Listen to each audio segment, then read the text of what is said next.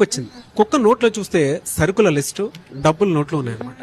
ఆశ్చర్యపడుతూనే ఒకటేసారి తన వైపు చూసి ఆ సర్కిల్ లిస్ట్ లా తీసుకుని అందులో ఉన్నటువంటి సర్కిల్ లిస్ట్ అంతా చూసి తనకేం కావాలో ఒక సంచిలో ప్యాక్ చేసి మళ్ళీ నోటికి తగిలించాడు. అక్కడి నుంచి కుక్క నిదానంగా వెళ్ళటం స్టార్ట్ అయింది అనమాట.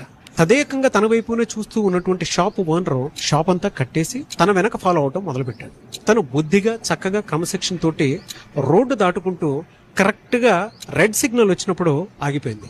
గ్రీన్ సిగ్నల్ రాగానే మళ్ళీ రోడ్డు దాటి అవతల వైపుకి వెళ్లి తన బస్సు ఏ బస్సు అయితే వస్తుందో ఆ నెంబర్ చెక్ చేసుకుని మరీ బస్సు ఎక్కింది. తను కూడా వెళ్తున్నటువంటి షాపు వాడు చూసి ఇదంతా షాక్ గురయ్యాడు. అరే, ఇన్ని గుణాలున్నాయా అని. తీరా తన బస్ స్టాప్ వచ్చిన తర్వాత అక్కడి నుంచి దిగి ఇంటికి వెళ్లి మెట్ల దగ్గరికి తను తీసుకొచ్చినటువంటి సరుకులన్నీ పెట్టేసి కాలెత్తి కాలింగ్ బిల్ కొట్టిందనమాట.